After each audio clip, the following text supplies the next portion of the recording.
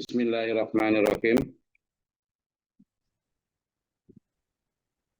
Alhamdulillah kita sampai di Quran surat An-Nur ayat 37.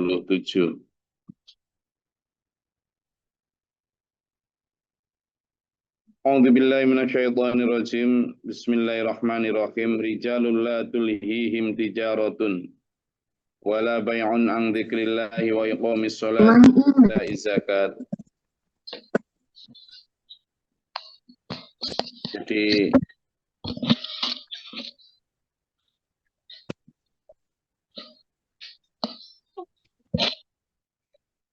kita dalam konsep seperti yang diterangkan di surat Al-Qasas ayat 77 itu ya. A'udzubillahi minasyaitonirrajim.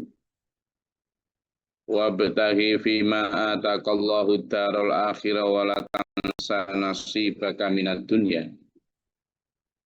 Itu carilah keutamaan bagianmu di akhirat, tapi jangan melupakan duniamu. Jadi ada banyak ayat yang menyatakan kita memang diminta untuk mengutamakan akhirat, tapi nggak boleh melupakan dunia. Nah, ayat ini menyatakan ada orang-orang yang mengurus dunia, tapi tidak terlalaikan dari akhiratnya. Dia berdagang, dia jual beli, tapi tidak sampai melupakan dari mengingat Allah, dari taat Allah. Dia juga tidak melalaikan sholatnya, tidak melalaikan zakatnya, ya. Dan dia tetap takut ketika hari kiamat datang, takut ketika tiba-tiba ajal datang. Ini menjadi jawaban juga karena apa? Loh, di masa Rasulullah Muhammad SAW itu seperti dalam Asbabun Nuzul surat Al-Jumu'ah ayat 9-10 itu kan. Itu menyatakan bahwa Nabi Muhammad SAW itu pernah itu pada saat Jumatan khutbah itu, lalu karena saat Jumatan itu datang para pedagang dari Syam, bawa dagangan yang sangat banyak, lalu sebagian besar jamaah itu keluar dari Jumatan itu untuk lari berebut barang dagangan yang banyak tadi. Sampai di situ disebutkan, dan mereka meninggalkan kamu qaiman, berdiri sendiri. Jadi Rasulullah sampai hanya beberapa sahabat saja yang masih tersisa mendengarkan khutbah beliau. Jumatan loh. Lah ya itu. Jadi nggak apa-apa kamu berdagang. Nggak apa-apa kamu profesinya jual beli. Mau ke sawah sebagai petani, mau ke laut sebagai nelayan, mau ke kantor sebagai pegawai. Nggak apa-apa, boleh. Asalkan halal, asalkan thayyib, silakan. Fangtashiru fil ardh. Bertebaranlah di muka bumi. Tetapi jangan sampai kamu terlupakan, terlalaikan oleh itu. Karena sesungguhnya itu nomor 2. Nomor 1 seperti Al-Qasas ayat 77, utamakan ketaatanmu kepada Allah, utamakan zikir dan ingatmu kepada Allah. Itu harus menjadi highlight, menjadi stressing di awal, menjadi the most priority. Prioritas utama, gitu loh. Nah, pola pikir ini penting untuk menjadi landasan kita di dalam hidup. Supaya apa? Supaya tidak kaget, supaya tetap biasa saja ketika kita harus terjeda oleh ketaatan kita kepada Allah. Lagi banyak pembeli gitu ya. Banyak pembeli. Allahu Akbar, Allahu Akbar. Langsung. Wadarul bai'. Kan gitu perintahnya Allah. Perintahnya Allah gitu. Tinggalkan perdagangan ketika ada apa? Seruan azan. Jelas itu. Nah, tetapi tidak bisa meninggalkan perdagangan untuk menuju panggilan azan kalau hatinya tidak dilandasi oleh pondasi tadi. Pondasi bahwa wa betagi fima atakallahu darul akhirah. Pondasi bahwa perintahnya itu carilah, rebutlah keutamaan bagianmu akhirat. Meskipun walatang nasibaka minat dunya.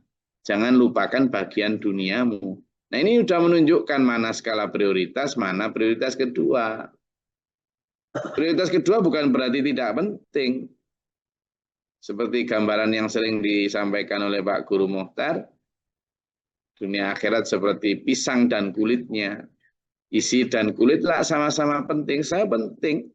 Nggak ada kulit ya isinya nggak bersih, nggak terjaga kesehatannya. Tapi bagaimanapun pentingnya kulit, tetap lebih penting isi karena yang dimakan isi. Dunia penting. Karena nggak bisa ke akhirat kecuali lewat fase dunia. Nggak bisa punya sangu akhirat kecuali nyarinya itu sangunya nyari di dunia. Tapi sepenting-penting dunia tetap aja lebih penting akhirat karena yang akan kita tempati selamanya itu akhirat. Yang akan kita diami dan hidup selamanya itu akhirat. Di dunia paling 80 tahun. Kan gitu. Nah, ini yang harus menjadi fondasi berpikir dulu supaya apa? Supaya kita seperti yang disampaikan di ayat 37 ini. Ada beberapa rijalun yang la tulhihim tijarotun wala bai'un an dzikrillah. Ada orang-orang yang memang dia tetap berdagang, dia tetap jual beli, tetap bekerja seperti biasa sesuai profesi masing-masing, tetapi semua itu tidak melalaikan dia dari mengingat Allah, tidak membuat dia terhalang untuk menegakkan sholat, tidak membuat dia pelit dan eman untuk tetap menunaikan zakat, dan dia tetap yakhafuna. Mereka tetap mempersiapkan, takut, khawatir kalau kiamat datang atau dia meninggal, belum ada sanggup. Makanya dia selalu hidupnya nyari nafkah juga begitu, nafkah dunia, nafkah akhirat. Hasil perdagangannya pun tidak kok dihabiskan di dunia semua, tapi dia langsung punya alokasi berapa untuk akhirat, berapa untuk dunia. Itu yang disebut sebagai balancing of life, keseimbangan hidup. Saya dapat laba 1 juta hari ini. Oke, untuk kehidupan dunia saya kasih 300.000. Untuk akhirat saya 700.000. Itu kalau imannya tinggi. Kalau imannya sedang, saya dapat 1.500.000 untuk hidup saya di dunia, 500.000 saya untuk akhirat. Lah gitu lah. Nah, iman yang agak tipis, saya dapat 1 juta, saya pakai di dunia 700.000, yang 300.000 tak kirim ke akhirat. Itu namanya imbang hidup beneran, ngomong ya dunia ya akhirat nyata, tapi sebenarnya prakteknya enggak. 1 juta ya pikirannya waduh, 1 juta ini untuk ini habis. Malah yang lebih parah, labanya 1 juta, waduh kurang ini, pinjol dulu lah kan. Untuk dunia tak. Nah, ini yang kemudian ada orang-orang yang terperdaya oleh kehidupan dunia sampai melalaikan dari ang-dzikrillah. Ya kan? Ada kan ayat-ayat yang begitu? Ada sama kalimatnya. Ini kan tulhihim. Tulhihim. Ini artinya sampai terlalaikan. Nah, ada kalimat larangannya ada. Coba dibuka tuh di surat Al-Munafikun. Enggak. Bahkan yang disebut di situ orang beriman tuh. Ya kan? Apa disebut? Dibuka. Di surat Al-Munafikun ayat 9 sampai 10. Monggo. Wah, siapa yang ibu-ibu? Yes.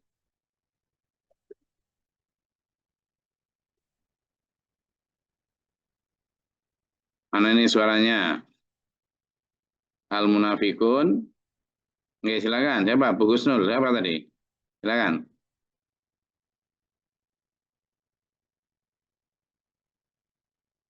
Ingin dengar ini kayaknya suaranya ibu-ibu dari Sumatera sampai Papua. Silakan.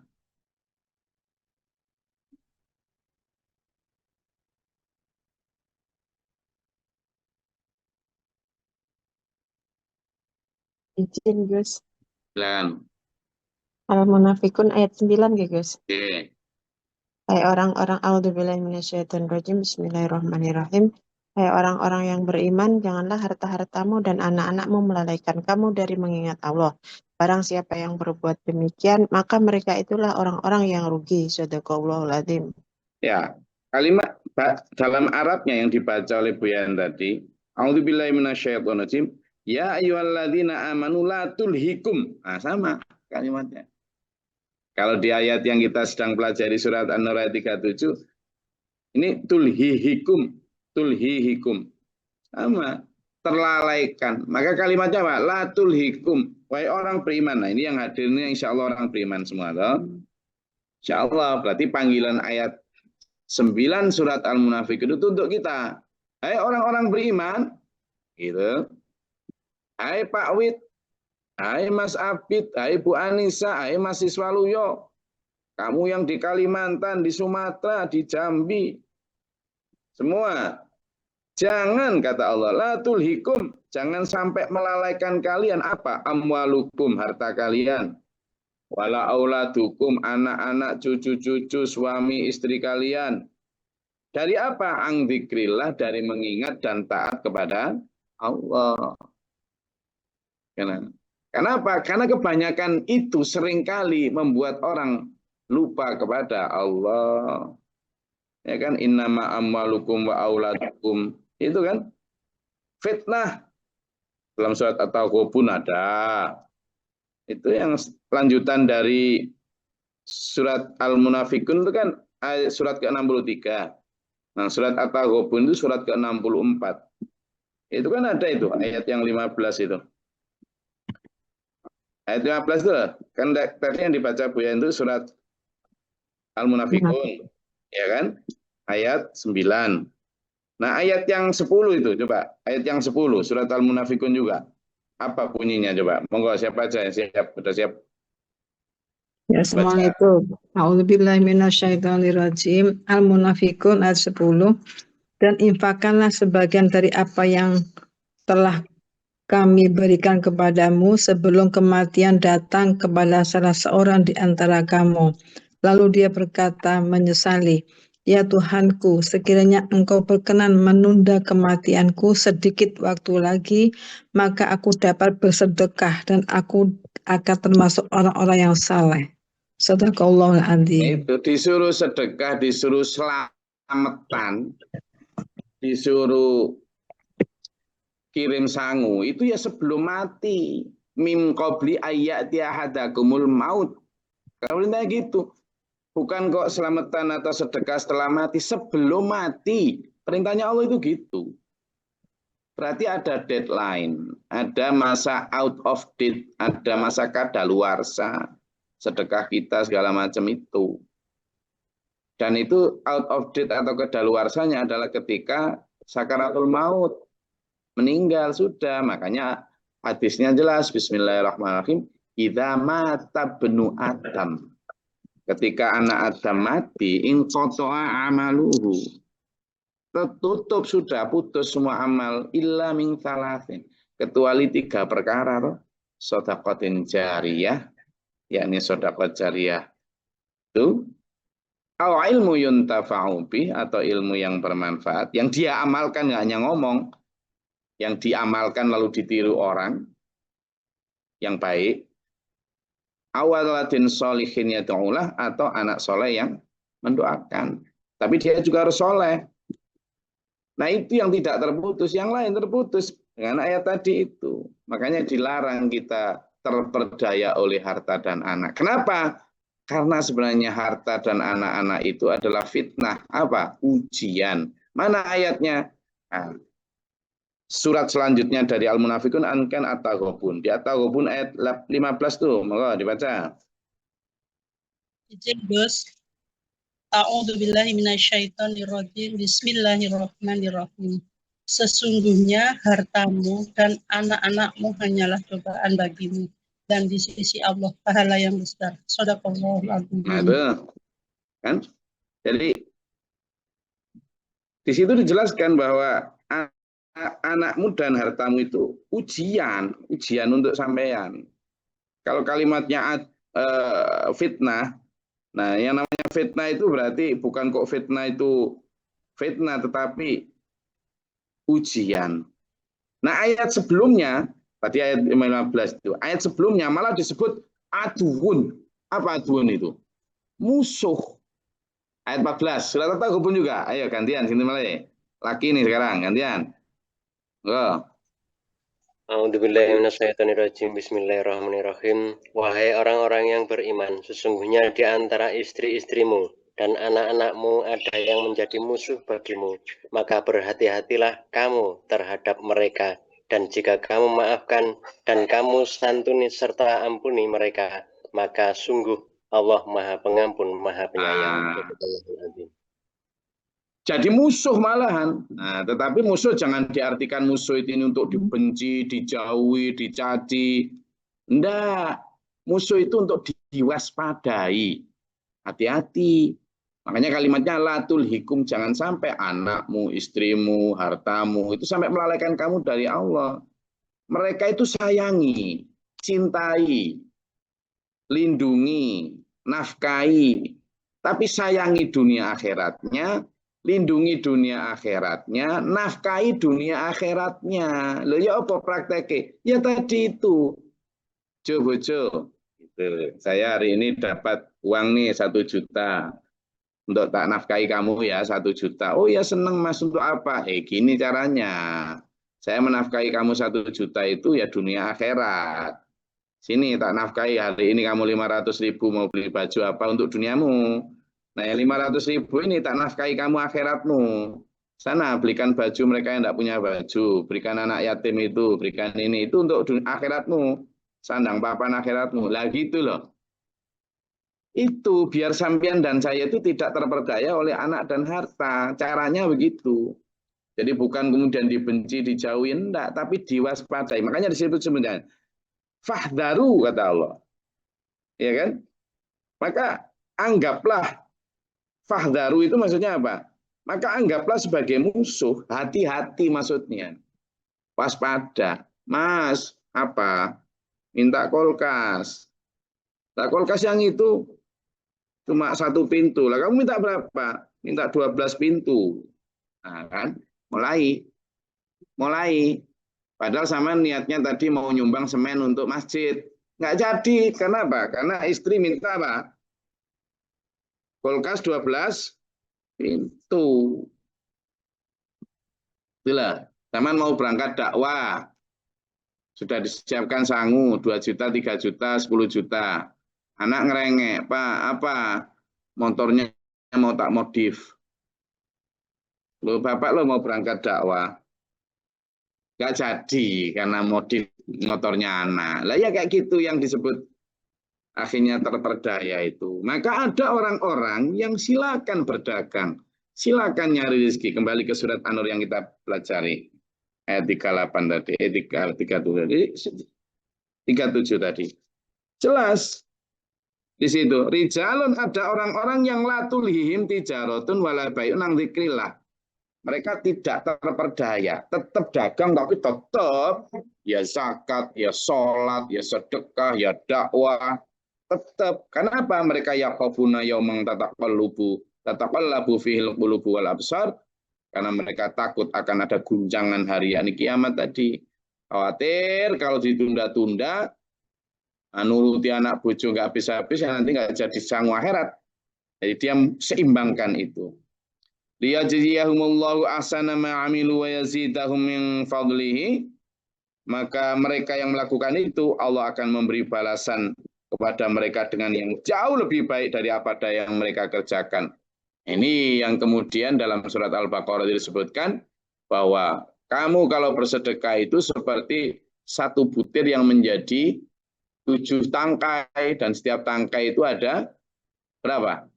100 butir lagi. Itu bukan di dunia. Jangan berharap sampean sedekah 1000 nanti terus ada orang nyedekahi sampean jadi 700. Enggak gitu konsepnya. Itu nanti dibalas di akhirat. Nah, ini yang disebut liyajziyahumullahu ahsanama amilu. Jadi menjadi sab'a hasanabila mingkulis sumbulatin tadi itu dalam surat Al-Baqarah itu maksudnya di akhirat ya. Min fadlihi dari karunia Allah. Wallahu yarzuqu may yasha'u bighairi hisab. Karena Allah memberi rezeki kepada siapapun tanpa hisab. Walladzina kafaru a'maluhum kasarabim biqi'atin yahsabuhu dham'anu ma'an. Saman pernah enggak? Kalau di jalan raya atau di jalan yang datar, terus melihat di kejauhan, kalau pas popes terutama itu, kelihatan di kejauhan kayak ada air gitu ya. Ya kan? Nah, begitu didatangi ada airnya? Ada. Ini adalah amal orang-orang yang tidak beriman. Itu begitu. Mereka beramal kadang, tapi sudah rusak. Mereka seolah-olah sudah beramal baik. Kayak banyak amalnya, kayak tadi itu, kayak ada air yang banyak.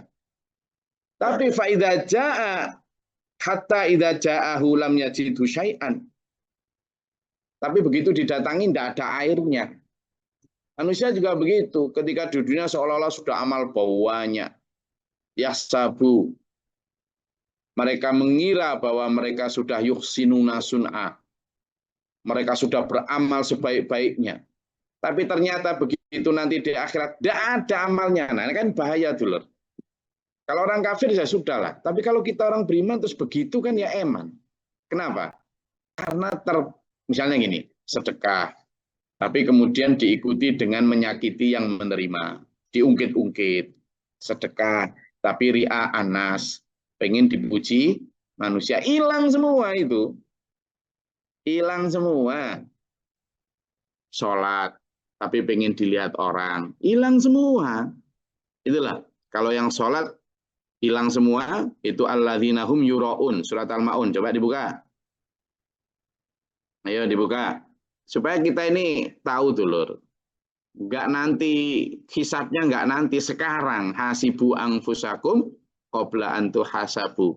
Hisablah dirimu sekarang sebelum nanti dihisab di akhirat. Coba, sholat yang hilang buyar karena riya. Coba surat Al-Ma'un dibuka. Monggo.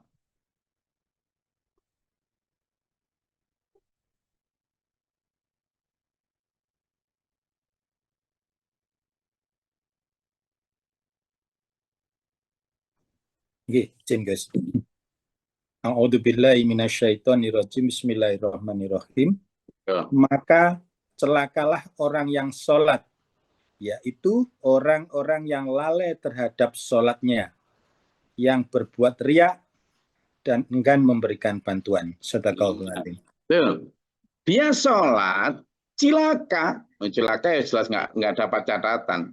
Jadi dia selama di dunia sholat rajin, begitu di akhirat tanya, loh ya Allah, saya kok sholat kok nggak ada, saya dulu rajin sholat ya. Catatannya kok nggak ada, kemana ini? Ternyata dibuka, iya, kamu memang sholat, tapi coba dibuka di sebelah kiri itu. Loh, riak toh?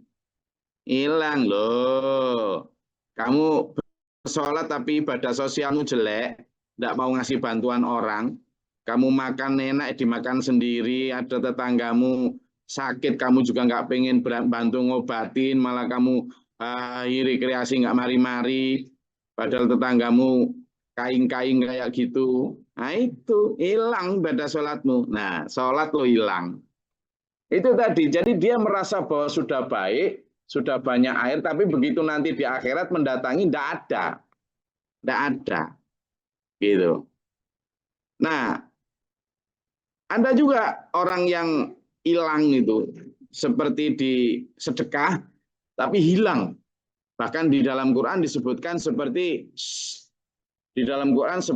debu yang nempel di batu, lalu kena hujan. Quran bukan hadis nih. Coba dibuka di surat Al-Baqarah ayat 264. Al-Baqarah 264. Silakan. Ya,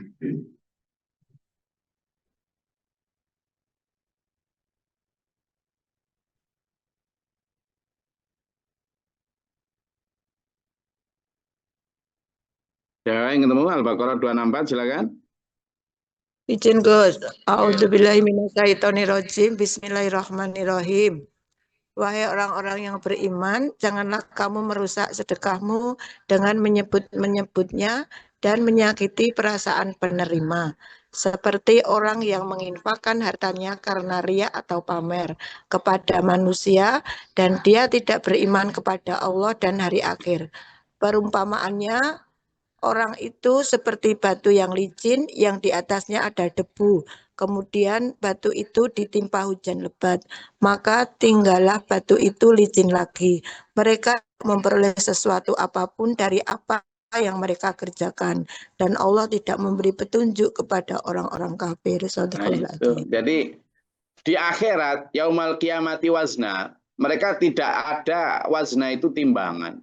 Tidak akan ada dapat timbangan. Kenapa? Karena dia yahsabuna annahum yuhsinuna sun'a. Mereka merasa bahwa mereka sudah beramal baik.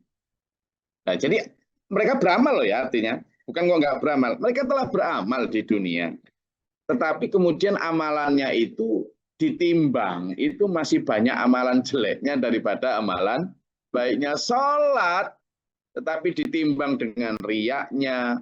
Sedekah, tapi ditimbang dengan ingin dipuji dan mengungkit-ungkit. Buyar tadi. Bukan Gus Glory yang ngomong ini. Allah dalam firman-Nya. Maka ayat ini terkait dengan tadi surat An-Nur ini, ada orang-orang yang amalnya itu, akmaluhum loh ya, berarti amal. Ingat, Abu Jahal, Abu Lahab itu beramal loh ya. Jadi dia itu sedekah terhadap para orang yang haji sebelum Islam. Itu yang menyediakan makan, minum, akomodasi untuk para peziarah Ka'bah. Bahkan saking bagusnya itu minumnya itu dicampur dengan kismis segala macam. Sedekah. Tapi menjadi kita disebut habitat akmaluhum. Sia-sia amalnya. Lah kita sebagai orang beriman jangan sampai begitu tuh loh. Karena ayat itu juga untuk kita, bukan hanya untuk orang kafir, untuk kita juga. Yang yasabuna annahum yusunna sun'a tadi itu. Dilihat di mana? Itu tadi kan surat Al-Kahfi, coba dibuka. Surat Al-Kahfi ayat 104, 103, 104, coba dibuka. Surat Al-Kahfi tadi. Surat Al-Kahfi, enggak, ayat 103. Ini sangat cocok dengan ini ya. Menpanggil?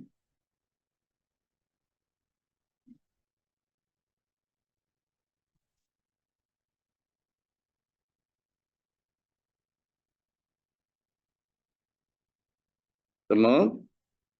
Enggak. Bagi yang sudah menemukan.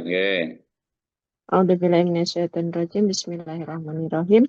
Katakanlah, apakah akan kami beritahukan kepadamu tentang orang-orang yang paling merugi perbuatannya? Shadaqallahul adzim. 104. Orang yang paling rugi. Dan ternyata yang paling rugi apa? Yang di 104. Coba dilihat lagi, ayo. Enggak, gantian selanjutnya. 104. Izin Gus. Bismillahirrahmanirrahim.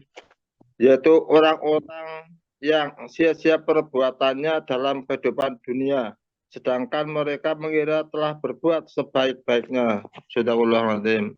Mereka telah mengira baik. Nah, sehingga divonis Allah ayat 105. Coba.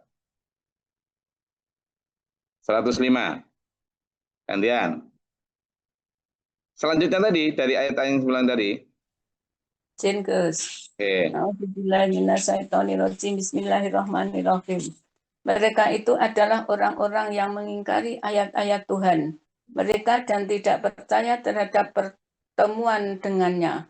Maka sia-sia amal mereka dan kami tidak memberikan penimbangan terhadap amal mereka pada hari kiamat. Kan eman dulur, kalau sampai kemudian tidak ditimbang di sana loh. Eman kan?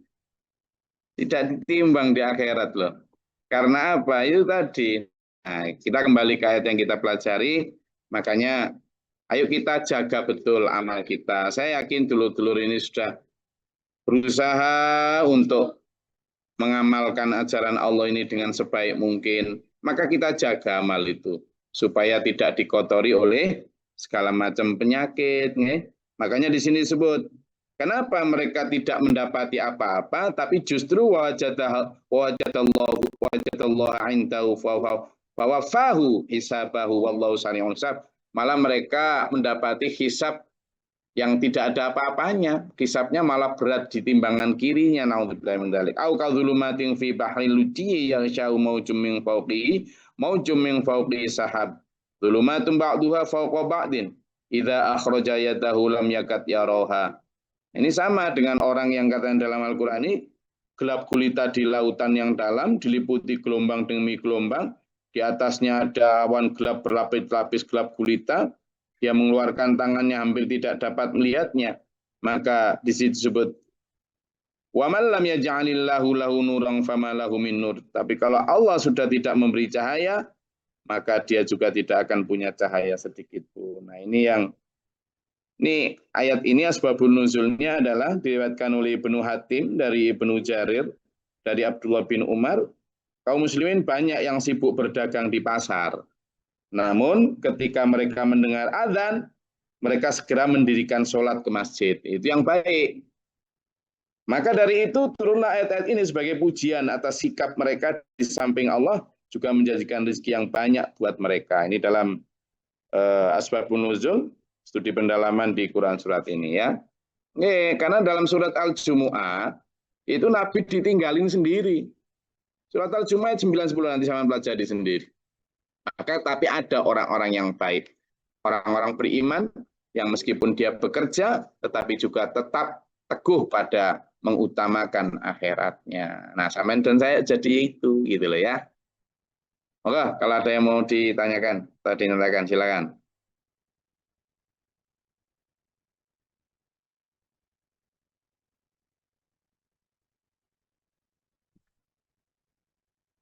Ada yang mau ditanyakan?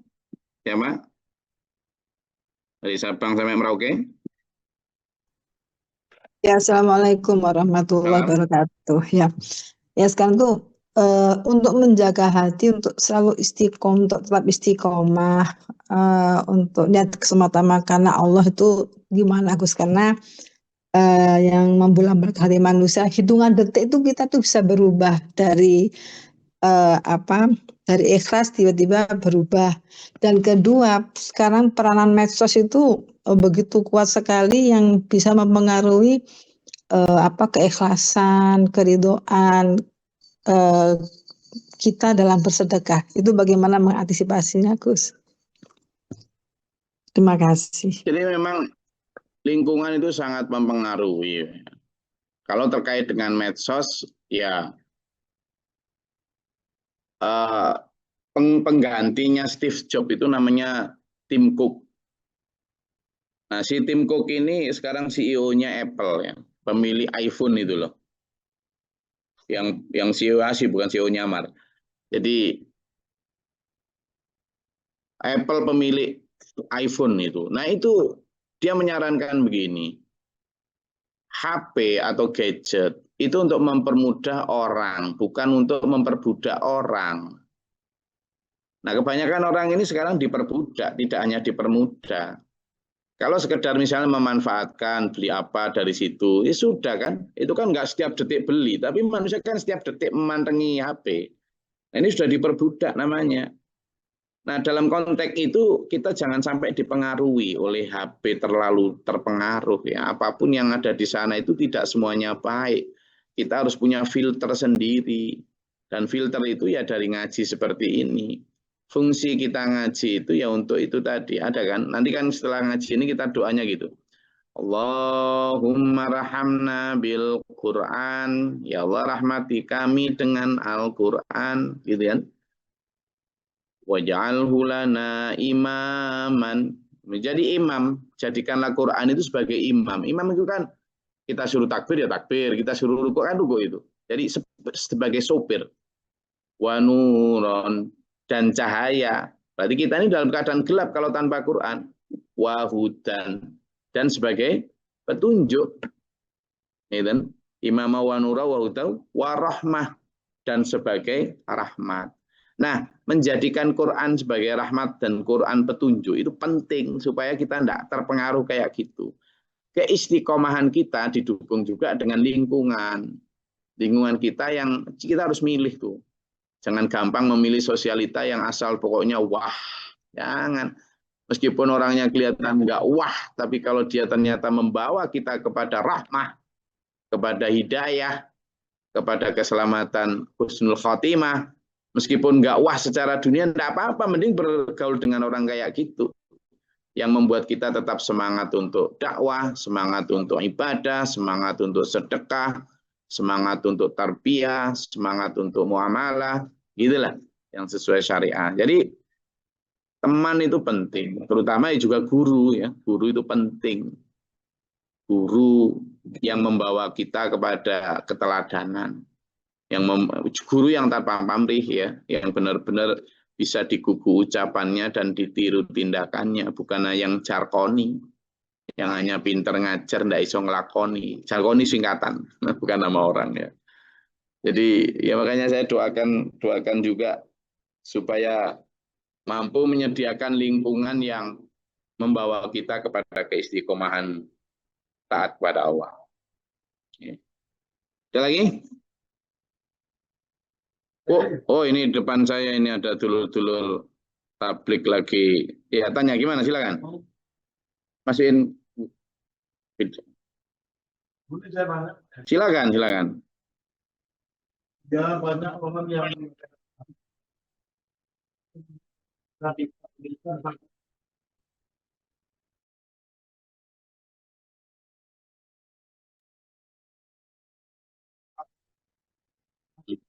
jelasannya Pak Yai. Sedangkan segala sesuatu ini kan sudah ditakdirkan sama Allah kan. Nah, doa bisa merubah takdir. Nah, ini kita minta penjelasannya ke Pak Yai. Insya Allah itu aja Pak Yai. Dari Pak Sinten? Umar. Pak Umar. Nah, ini dari Pak Umar. Ini Pak Umar dari Tablik. Nah, sedang bertamu ini di Denpasar. Tanya ini, apakah doa bisa merubah takdir? Jadi gini, pertama, yang kita pahami tentang takdir ya. Takdir itu tidak ada yang tahu. Takdir itu benar-benar mutlak domainnya Allah. Kita tidak tahu takdir, jangankan setahun, 2 tahun ke depan. Sedetik ke depan kita takdirnya seperti apa, tidak tahu. Maka takdir itu bukan urusan kita. Takdir itu urusannya Allah. Biarkan Allah yang menjalankan takdirnya. Maka sebenarnya kita bisa merubah takdir atau tidak, kita tidak tahu. Yang bisa kita lakukan adalah ikhtiar. Dan itu Allah memberi peluang kita untuk berikhtiar. Tidak hanya memberi peluang, tapi mendorong kita berikhtiar baik. Pertama, Allah menegaskan dalam surat Ar-Ra'd ayat 11. Coba dibuka di surat Ar-Ra'd ayat 11. Monggo. Untuk menjawab pertanyaannya Pak Umar nih. Ar-Ra'd ayat 11. Sudah ketemu?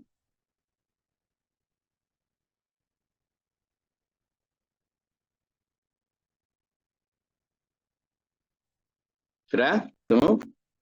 Izin guys. Silakan. A'udzubillahi minasyaitonirrajim. Bismillahirrahmanirrahim. Baginya manusia ada malaikat-malaikat yang selalu menjaganya bergiliran dari depan dan belakangnya. Ar-Ra'd betul? Oke guys. Ayat 11. Di tengah-tengah, ya di tengah-tengahnya nih guys. Ayat terus lanjut ya. Mereka menjaganya atas perintah Allah. Sesungguhnya Allah tidak akan merubah keadaan suatu kaum sebelum mereka mengubah keadaan diri mereka sendiri. Dan apabila Allah menghendaki keburukan terhadap suatu kaum, maka tak ada yang dapat menolaknya dan tidak ada pelindung bagi mereka selain Dia. Sadaqallahul adzim. Jadi di sini disebutkan, di sini baca Mas Abi tadi, Ar-Ra'd ayat 11. A'udzubillahi minasyaitonir rajim. Innallaha la yughayyiru ma biqaumin hatta yughayyiru ma bi anfusihim. Sungguhnya Allah tidak akan merubah nasib. Kalau dibilang takdir ya takdir lah. Nasib satu kaum sampai kaum itu merubah nasibnya sendiri. Nah, itu firman Allah itu. Artinya Allah memberi peluang kita untuk merubah nasib kita. Nah, kita kan tidak tahu nasib kita. Berarti kita itu hanya diberi wewenang untuk kamu tidak usah mikir apa itu masa depan, tapi sekarang berpikirlah sekarang untuk bagaimana di depanmu itu baik. Nah, padahal di dalam salah satu hadis qudsi juga disebutkan Allah itu sesuai prasangkaan hambaku. Aku sesuai prasangkaan hambaku. Jadi aku itu sesuai persangkaan hambaku. Kalau hambaku itu berprasangka bahwa aku memberi takdir baik dan dia berusaha ke sana, wasa'asa'yaha, maka ya takdirnya baik ya. Itu dalam ikhtiar, apalagi dalam doa. Doa kita jelas itu, waqina syarra ma qadait. Ya Allah, dalam kunut itu kan gitu. Ya Allah, jauhkanlah kami dari takdir jelek. Jagalah kami, lindungilah kami dari takdir jelek. Dan Allah selalu memberi dua jalan. Coba dibuka di surat Al-Balad ayat 10. Al-Balad ayat 10. Enggak. Apa-apa, agak panjang dikit ya. Al-Balad ayat 10. Sampun, ada yang ketemu?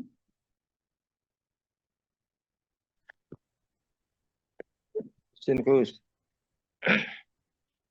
Bismillahirrahmanirrahim. Dan kami telah menunjukkan kepadanya dua jalan, yaitu dalam kebajikan dan kesehatan. Sudah ulang itu. Wahadainahun dan sedain. Manusia itu dikasih dua jalan, dikasih dua nasib, dikasih dua takdir. Terserah kamu mau takdir. Iman kita itu iman biqadrihi itu wasyarihi maupun khairihi. Nah, kita dikasih dua jalan, jalan jelek, jalan baik. Jalan yang sesuai nafsu, enak, gampang, sesuai nafsu. Tapi itu jelek, nanti menuju murkaku loh ya. Jalan yang mendaki, sulit, tidak enak, nggak sesuai nafsu. Tapi itu menuju rahmatku loh ya. Kamu terserah mau pilih mana.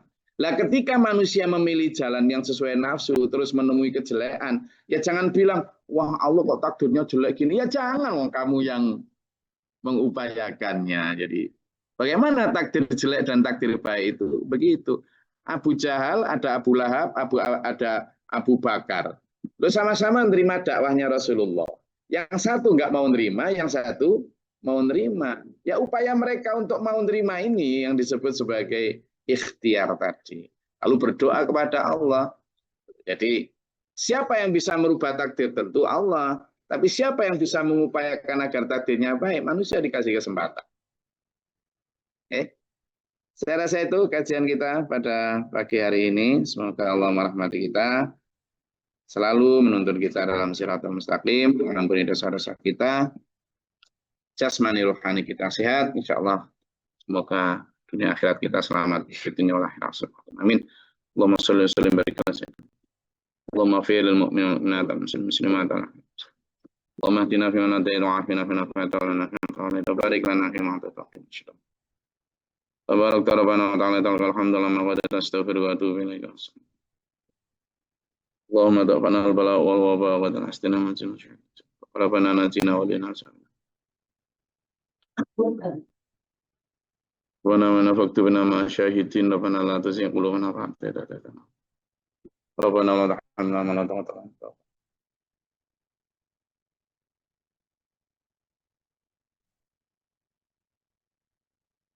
وفي أعوذ بك من همزات الشيطان الرجيم. الله تعالى نفع برحمتك اللهم زدنا رحمة ويدنا رحمة اللهم أفرغ لنا صبرا وثبت من أنفسنا اللهم فاتر السماوات والعالم الغيب والشهادة وبعدك الشر واصرف ولا شهادة ربنا هب لنا من أزواجنا وذرياتنا قرة أعين Rabbana atina fid dunya hasanah wa fil akhirati hasanah wa qina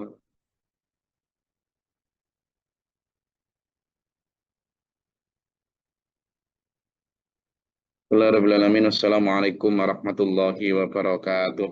Waalaikumsalam warahmatullahi wabarakatuh. Allahumma arhamna bil Qur'an.